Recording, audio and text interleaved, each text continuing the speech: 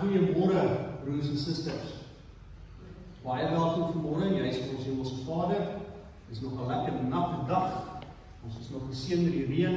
Vir my is so 'n bietjie vreemd voel omdat dit nou al herfs moet begin raak en die winter op pad is. Maar ons gaan nie klaar nie, alles is groen en wel dit is 'n bietjie nat, maar ons sal dit dan oorleef. Ook baie welkom as daar nuwe mense is wat inloer by ons vandag. Ons is bly julle is hier en as jy wil jou naam agter opskryf om 'n nuwe lidmaat te wees, as jy daar 'n vorm, is jy baie welkom om dit te doen.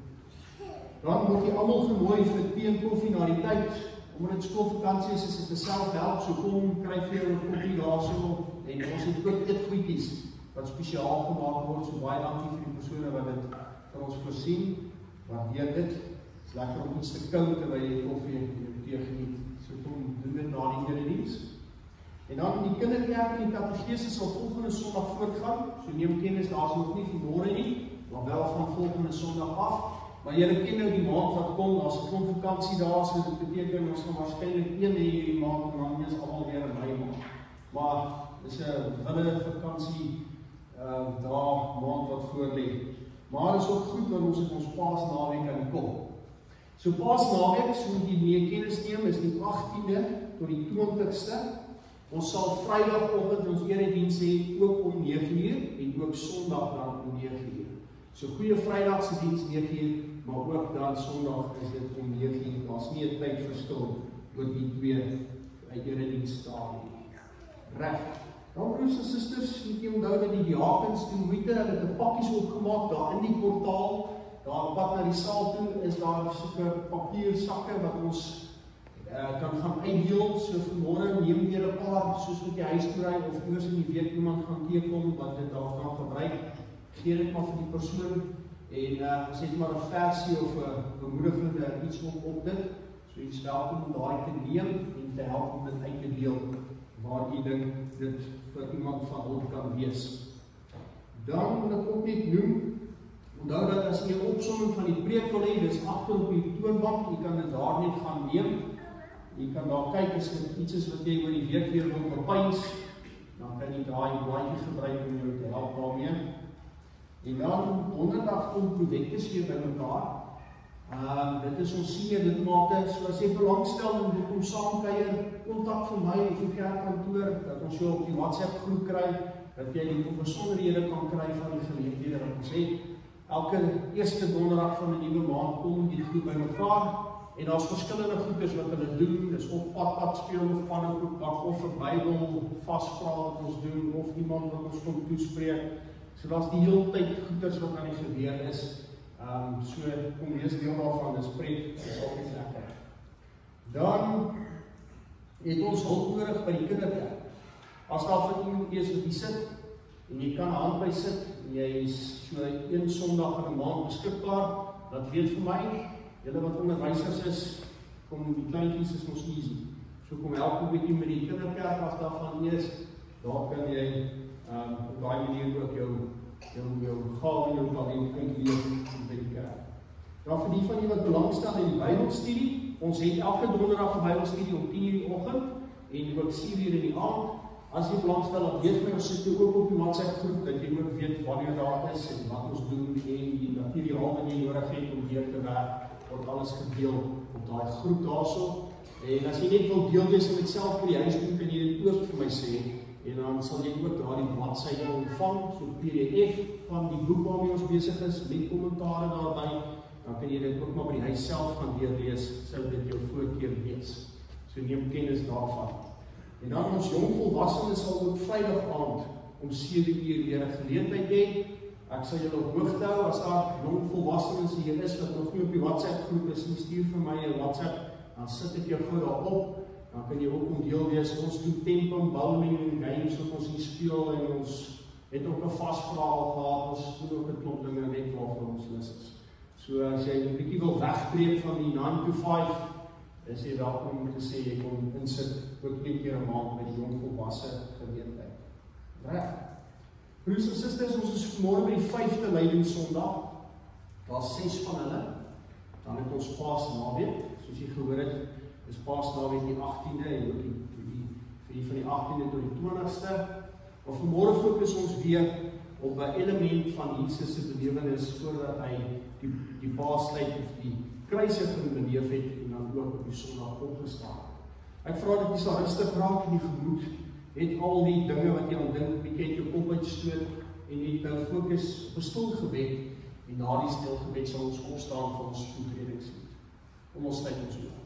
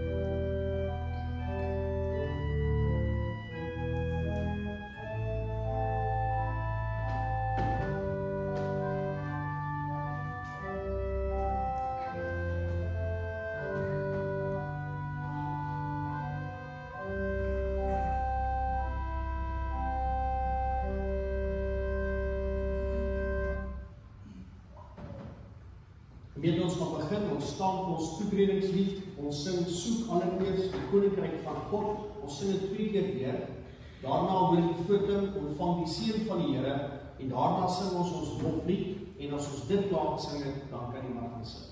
Kom ons gaan.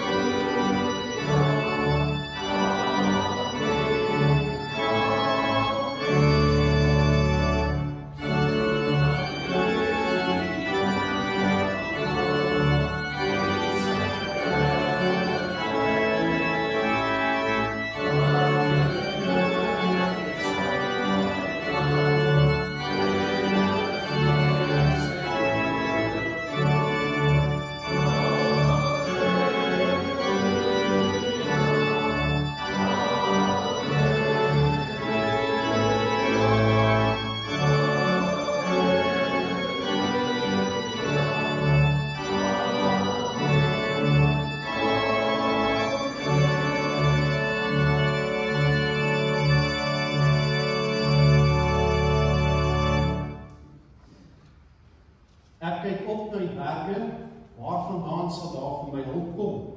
My hulp kom van die Here wat hemel en aarde gemaak het.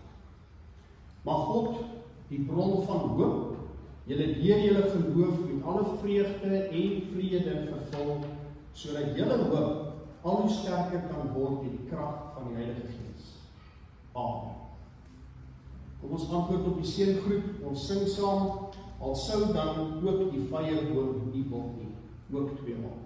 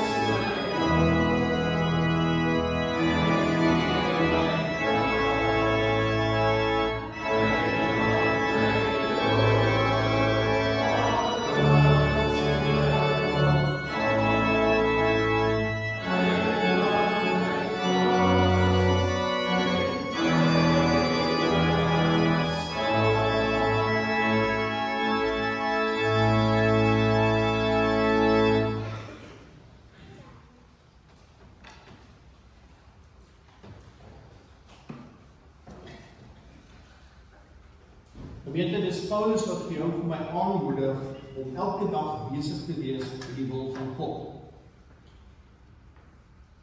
En ons moet gehoorsaam wees aan ons Here.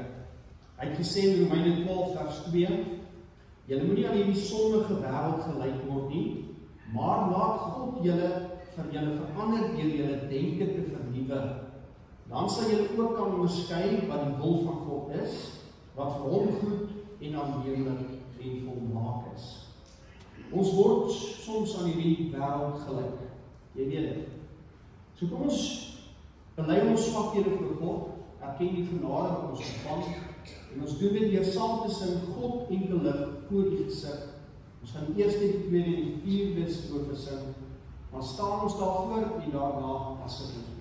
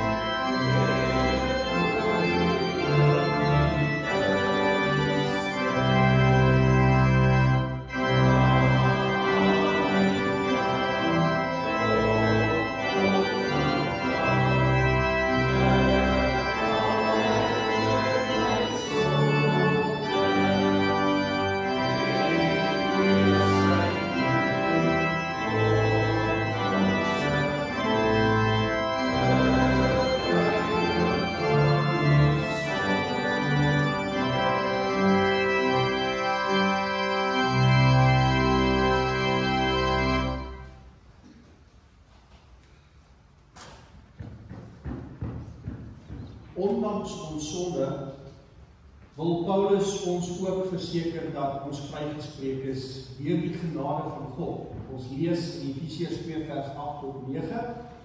Julle is inderdaad uit genade gered deur geloof. En dit kom nie uit julleself nie, dit is 'n gawe van God. Dit kom nie deur julle eie dade nie, daarom het niemand enige rede om op homself trots te wees. So Paulus wil hê ons moet verstaan dat God uit sy liefde vir ons genadig is, en daaroor is ek en jy elke dag dankbaar. Terwyl ons sit, kom ons sluit ons oë en ons bid saam. Ons almagtige Hemelse Vader, Here, ons dankie dat ons hier by mekaar kan wees, Here, om na U woord te kom luister, U naam te kom loof met ons sang, en Here dan ook huis toe te gaan met vervulde harte, sodat ons in die wêreld daar buite hierdie wyshede, hierdie waarhede kan gaan uitleef. Dankie vir die voorreg, Here, wat ons het om saam te kan vergader in 'n plek van aanbidding. Here, dat ons hier kan wees om net die wêreldse dinge op sy te skuif en in stilte voor U te wees. Dankie, Here, dat ons hier kan kom sit in rustigheid en in vrede, om te hoor wat U deur die woord ons wil leer, maar dat dit ook ons inspireer om elke nuwe dag ywerig en tot U eer die lewe aan te pak. Here, ons dankie vir al die voorregte, al die gawes, al die geleenthede wat ons het. Dankie, Here, vir daardie dinge wat ons miskyk, die dinge wat ons van vergeet, wat ook seëning uit U hand uit is. Here, dankie dat ons dit kan weet en kan ken.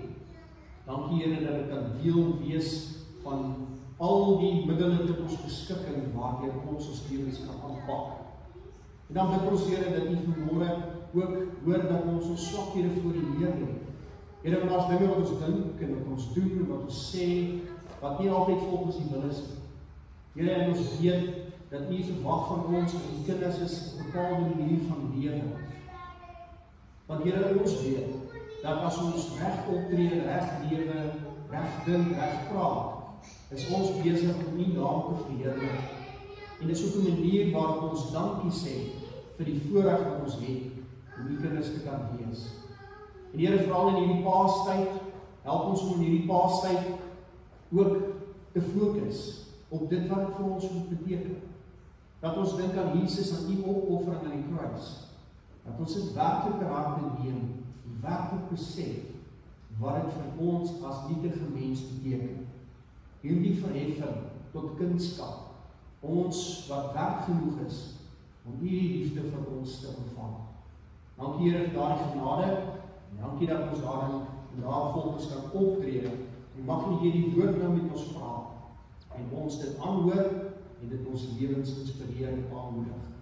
So bid ons dit in Jesus se naam. Amen. Geliefdes, kom ons lees 'n gedeelte saam uit Lukas 22 vers 38 tot 46. Natuurlik 'n baie bekende gedeelte. Jy kan dit saam met my op die bord volg. Kom ons hoor.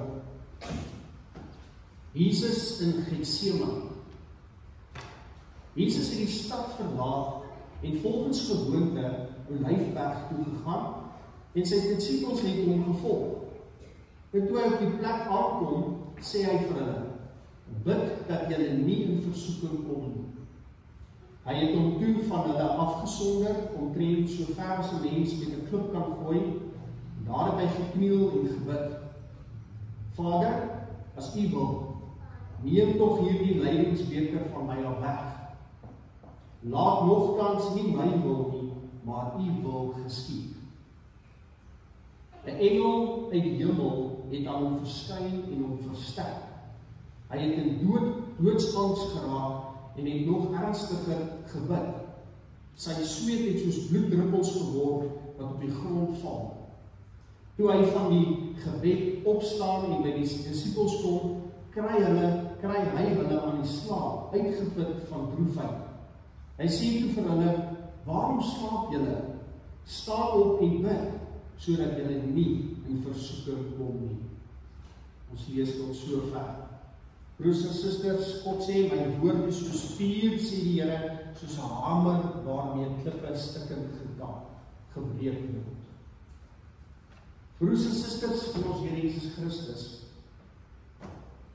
daar's oomblikke in 'n mens se lewe wat so oorweldigend is, so pynlik is, dat ons net voor die Here kan kniel en uitroep, Here, help my. Dit is op hierdie oomblikke dat ons geloof getoets word. Dis in sulke oomblikke dat ons ware afhanklikheid van God na vore kom. En Jesus self het so 'n oomblik hier beleef in die tuin van Getsemane. Dit was die laaste nag voordat hy gekruisig sou word. En hy het gekniel en het gebid. Dit was 'n gebed van intense worsteling, as jy mooi luister daarna. Maar uiteindelik ook 'n gebed van 'n oorgawe aan die Vader se wil. So kom ons kyk 'n bietjie en ons ontdek hoe ons Jesus se voorbeeld kan volg vir ons eie lewens uit hierdie gedeelte. So kom ons praat eers oor Jesus se gebedsgewoonte. Want dis wat ons hier hoor. Lukas 22 vers 39 begin met hierdie woorde. En hy het uitgegaan en volgens sy gewoonte na die Olyfberg gegaan en sy disippels het hom gevolg. Dit is belangrik om hier raak te sien dat Jesus se gewoonte was om tyd te hê vir gebed met 'n gesprek met sy Vader. Hy het nie in krisistye gebid nie, maar dit was 'n gereelde deel van sy lewe. Hy het gesorg dat daar tyd is om met God te praat. Dit was sy gewoonte om na die Olyfberg daarvoor te gaan. Hierdie laaste nag van sy vryheid het hy spandeer in hierdie plek wat hy goed geken het. 'n plek van gebed. Nou ons leef in 'n tyd waar mense vinnig bid. Ons bid vinnig wanneer daar 'n krisis is. O, Here, hierdie moeilikheid is op pad, Here, help my gou-gou. Dis hoe ons baie keer maak. Maar bid ons gereeld? Bid ons as deel van ons daaglikse routine?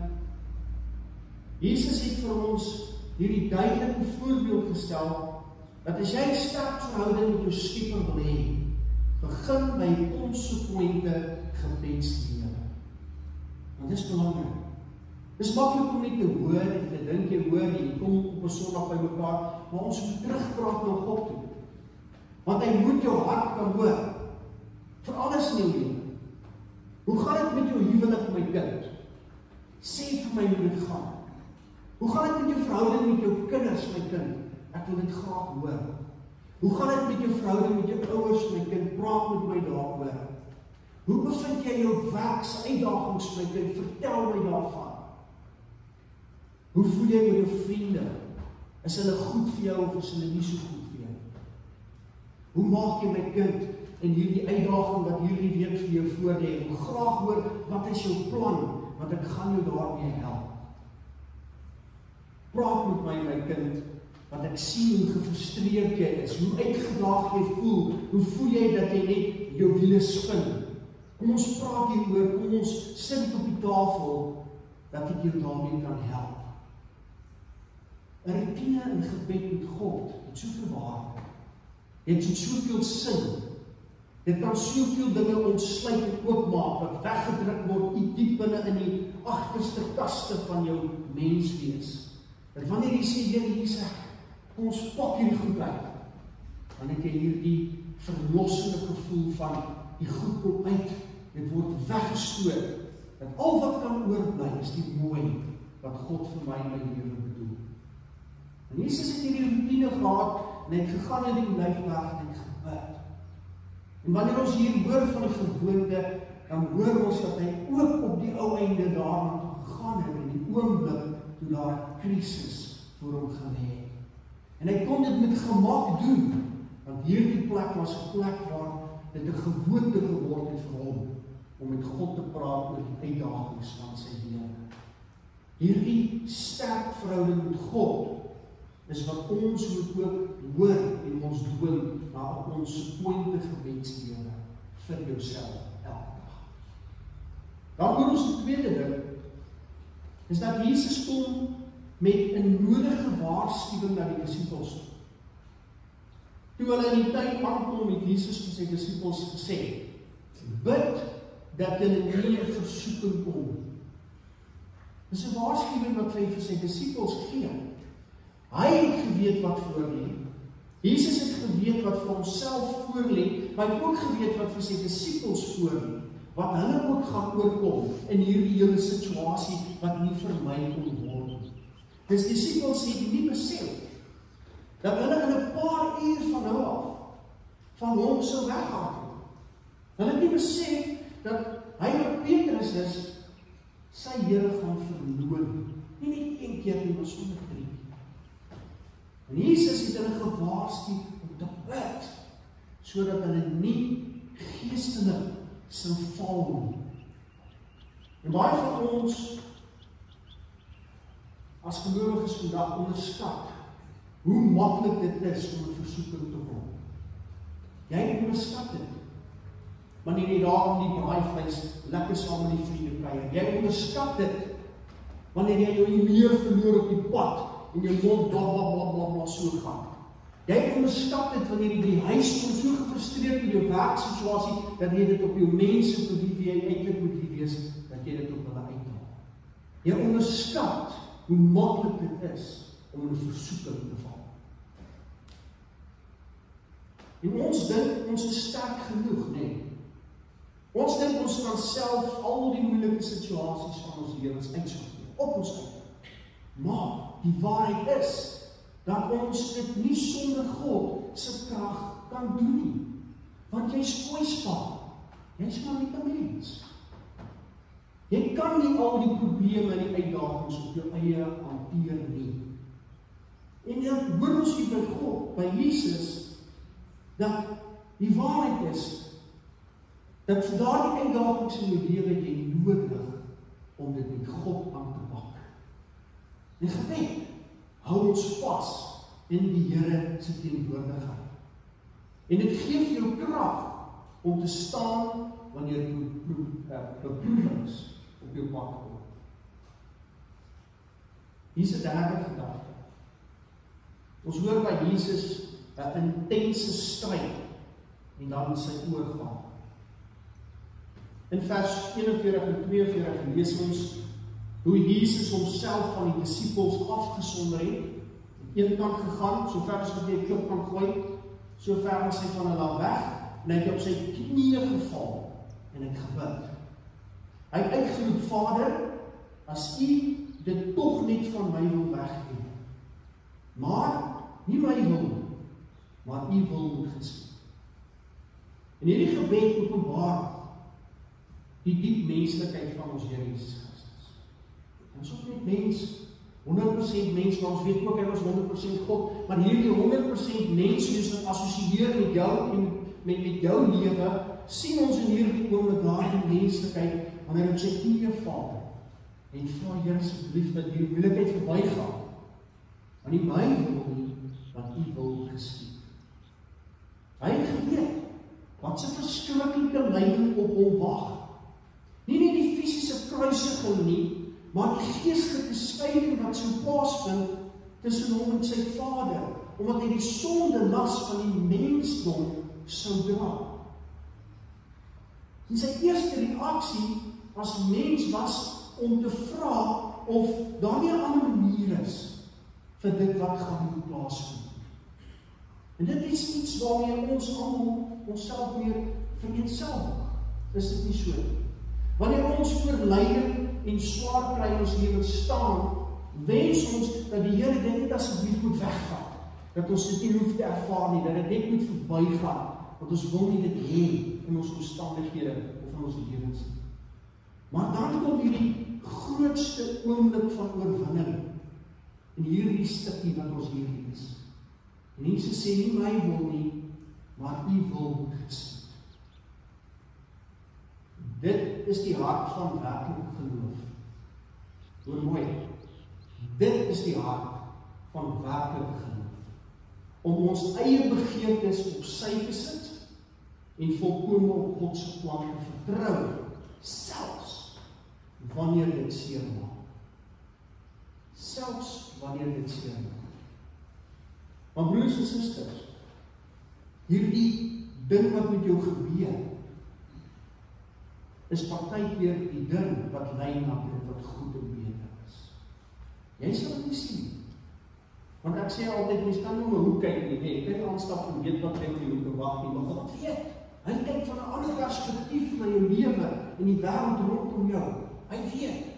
En dinge wat vir jou lyk na goeders wat jy nie kan oorkom nie, weet die God, maar jy kan.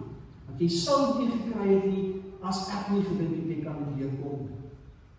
Ons dink so min van ons vermoëns en ons band met God, dat ons twyfel of ons deur dinge kan kom, maar jy kan as jy dit saam met God doen, want wie se hand moet jy vashou?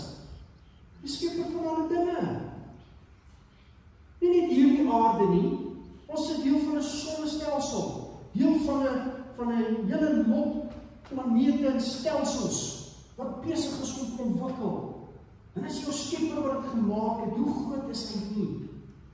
En wat ek vir jou vra is, dat al moet jy dalk seer kry, weet dat dit met jou is, en wat voor lê is beter as wat jy ooit kon gedink het, want jy kan dit nie gedink het nie.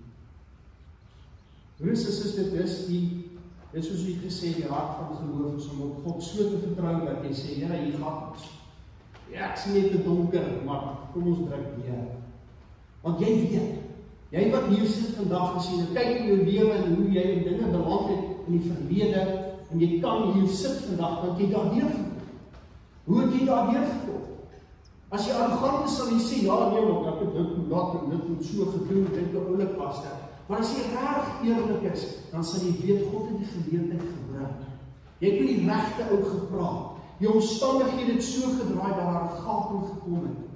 En as jy bereid is om te erken dat God daar nog altyd was, dan weet ons, dat al moet jy partykeer seer kry, dat as jy net kan vas, as jy net kan deur, as jy net kan vashou in die Here se teenwoordigheid in jou lewe, dan is daar lig. Daar's lig, want 'n paar goed sal gebeur. Jy sal die lig geloop en verlig voel, maar jy gaan ook sterker wees, omdat jy saam met God waardeer geloop het. En 'n verdere ding is dit sal jou geloof so versterk, dat as die volgende uitdaging kom, dat jy sal sê, laat ons gaan, want die Here is met my, en hierdeur sal ons kom. Dis wat ons hier sien. Ons sien Jesus se benoudheid, en hy vra, Here, vat net hierdie moeilikheid weg, maar laat U wil geskied, want God weet beter. En omdat hy weet, weet jy wat? Hier sit ek en jy vandag, as gelowiges, as mense wat weet dat die lewe hang nie net van ons doen en late af nie, maar daar is 'n goddelike hand, wat alles in hierdie wêreld in skepping geroep het. Dat jy bestaan tot sy eer, dat jy 'n kind van hom kan wees, en jou lewe daarvolgens kan leef.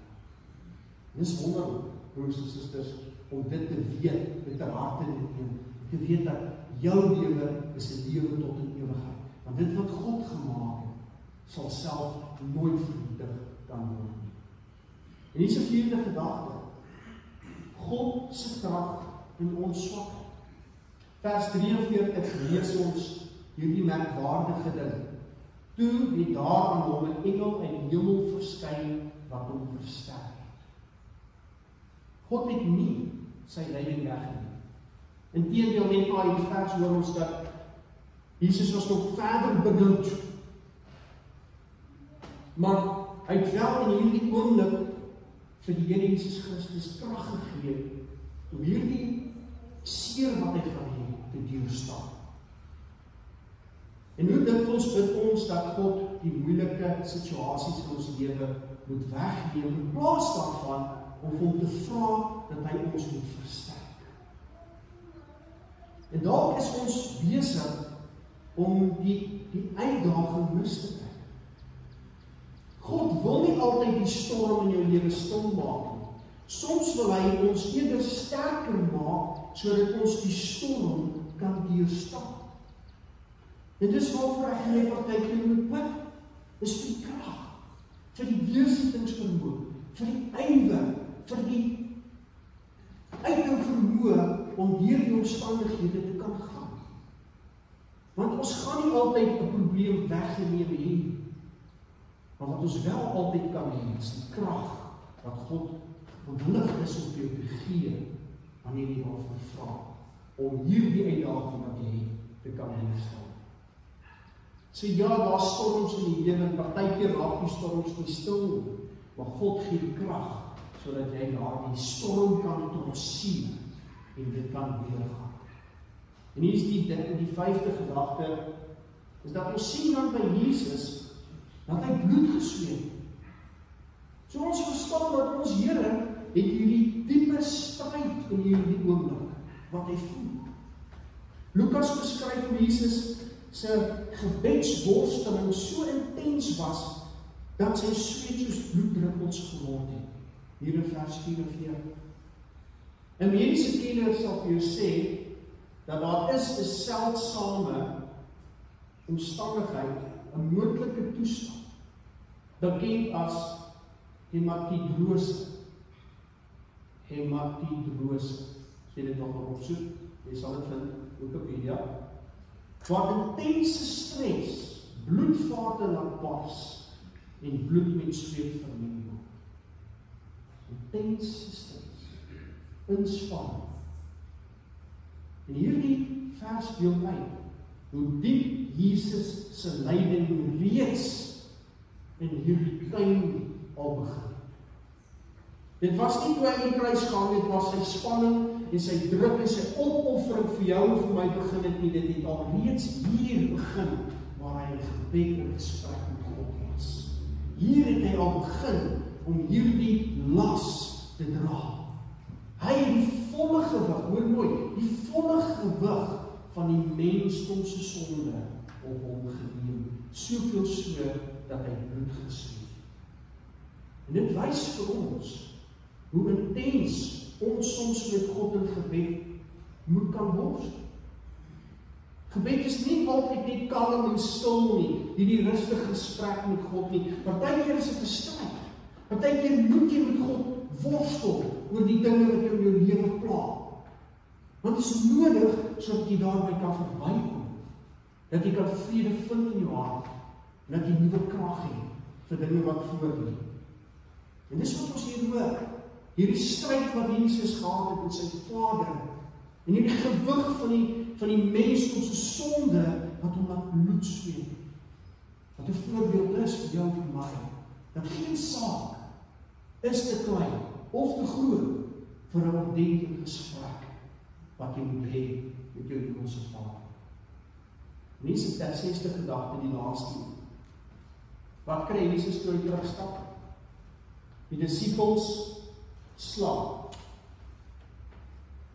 En Jesus sê vir hulle, word wakker. Hulle slaap en Jesus sê, word wakker. Terwyl Jesus met soveel swaar kry gebid het sy disippels aan die slaap geraak. In vers 46 sê Jesus, waarom slaap julle? Staan op en bid, sodat julle nie in versoeking kom nie. En hier sien ons die kontras. Ons sien Jesus is in hierdie intense geestelike stryd in sy gebed, terwyl die disippels in hierdie geestelike slaperigheid verval. En hulle het fisies en emosioneel moeg geraak. En in daardie moegheid het hulle opgehou waak en hulle het opgehou bid. Hoe dikwels gebeur dit nie met ons ook nie. Die lewe raak moeilik.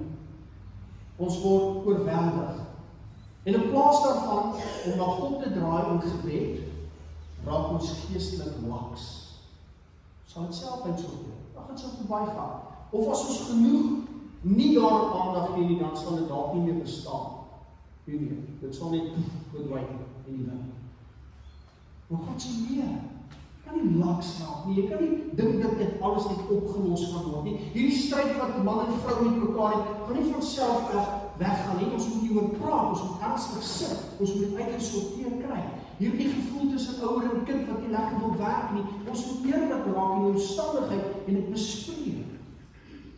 En soos daar baie voorbeelde van dinge in ons lewens, wat ons gemaklik net oor die mat ontvee, terwyl ons eintlik weet, dit los nie dit op nie. Dit bring nie die verligting en die vryheid wat ons nodig het.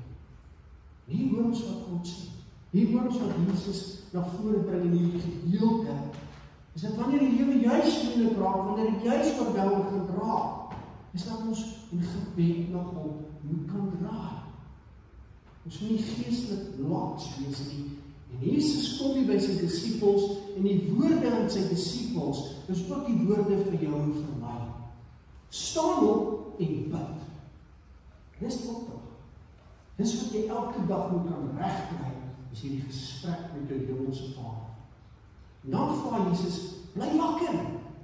Bly wakker in jou geestelike lewe. Bly in gesprek met die Here. En moenie toelaat dat versoekings jou in die lewe insluk. En hier is die gevolgtrekking.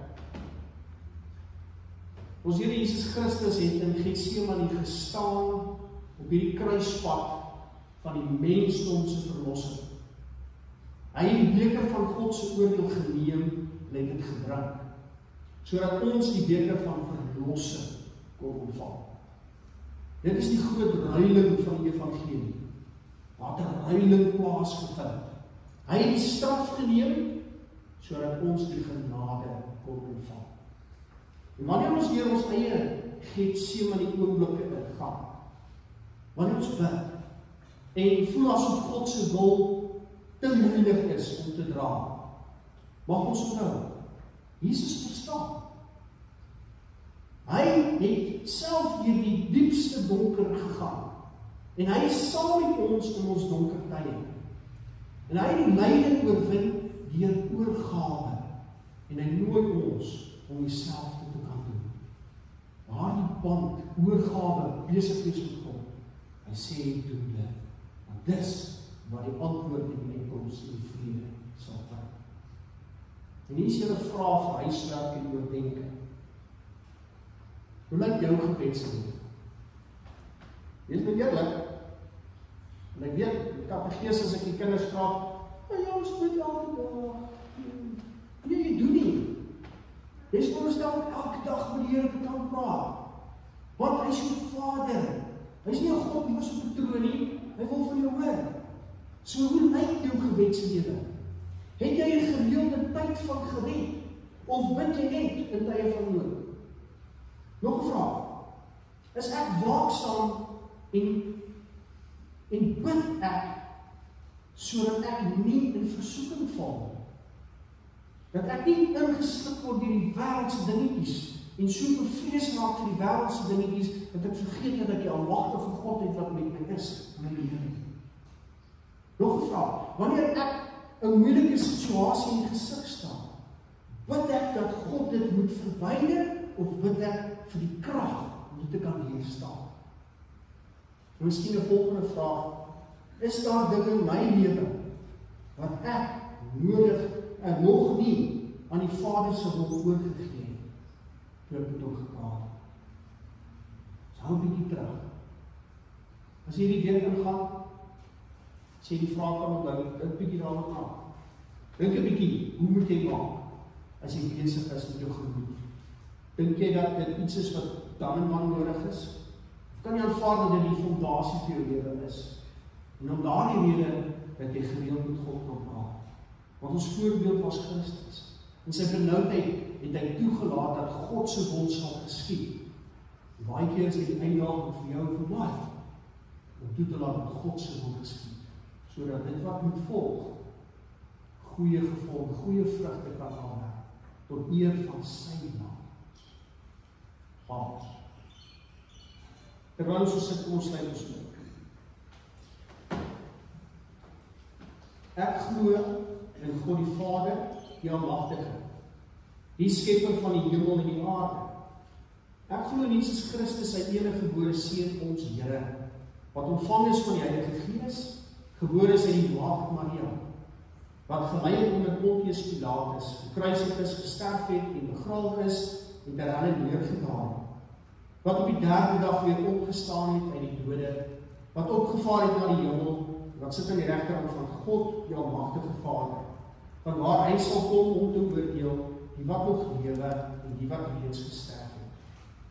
Ek glo in die Heilige Gees, ek glo in 'n heilige algemene Christelike kerk. Ek glo in die gemeenskap van die heiliges, die vergifnis van die sondes en die opstanding van die vlees en die ewige lewe. Here, dankie dat ons geloof nie kan bely, dat ons weet dat U vir ons gewys het hoe ons lewens kan aandurf. Dankie Here dat U vir ons daardie stap geneem het om toe te laat dat God se wil sal geskied. Sodat ons vandag, as ons dink aan die Paastyd, kan stil word aan die opoffer wat U gemaak het aan die kruis. Dat ons sondes weggeneem is. Dat ons oogies kon oopgaan en sien wat sonde eintlik aan mens doen. Ons sien dit vandag duidelik in hierdie wêreld van ons, hoe die mensdom deur dit wat boos en sleg is verrot word. Ons vra Here dat U genade en U liefde sal deurdring in hierdie mense se harte. Dat hulle sal wakker word en besef dat daar belangrike dinge is waarvoor 'n mens moet staan. Dat al hierdie selfsug sal dreineer en verlore gaan, sodat al wat kan oorbly is U krag, U genade vir ons lewe. Here, dankie dat ons kan stil word in gebed elke dag in U teenwoordigheid. Dankie dat ons hoor dat ons kan worstel met U, soos Jesus geworstel het oor hierdie swaar verpligting wat op sy skouers lê. Here, dat ons ook met U kan praat oor hierdie dinge van ons lewens, en dat ons alles met U kan deel. Dankie Here dat U Gees, U engel vir ons vrede bring in ons hart. Dankie dat ons weet dat daar altyd vir ons krag sal wees. En dat selfs in die oomblikke van druk, U vir ons die vermoë sal gee, en dit wat met ons kan gebeur, en dalk gaan gebeur, dat ons dit sal kan weerstaan, omdat ons gebonde bly aan U groot krag, elke dag van die lewe. Here, ons bid dat U met ons sal wees, hierdie week wat voorlê. Wees gereeld in ons gedagtes, as ons dink aan die Paastyd. Dankie Here, dat daar vir ons soveel krag en U liefde vir ons is, en vir ons 'n voorreg is, om U te dien, in alles wat ons in die lewe doen. Here, so bid ons dit in Jesus se naam. Amen. Ons antwoord met ons slotsang, O Heer, uit bloed en wonde. Ons sing die eerste en ook die vierde strofe daarvan saam. Ontvang dan die seën, en dan sluit ons af met die sing van die aand.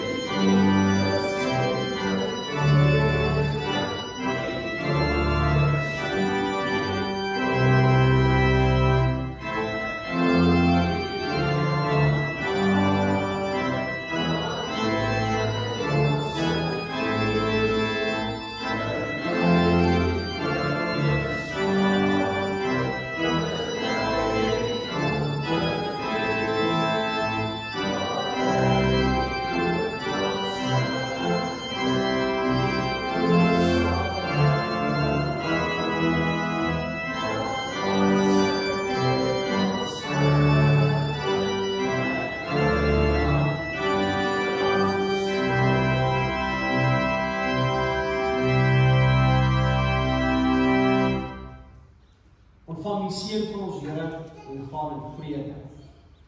Die Here sal julle seën en julle beskerm. Die Here sal tot julle redding verskyn en julle genadig wees. Die Here sal julle gebede verhoor en aan julle vrede gee. Amen.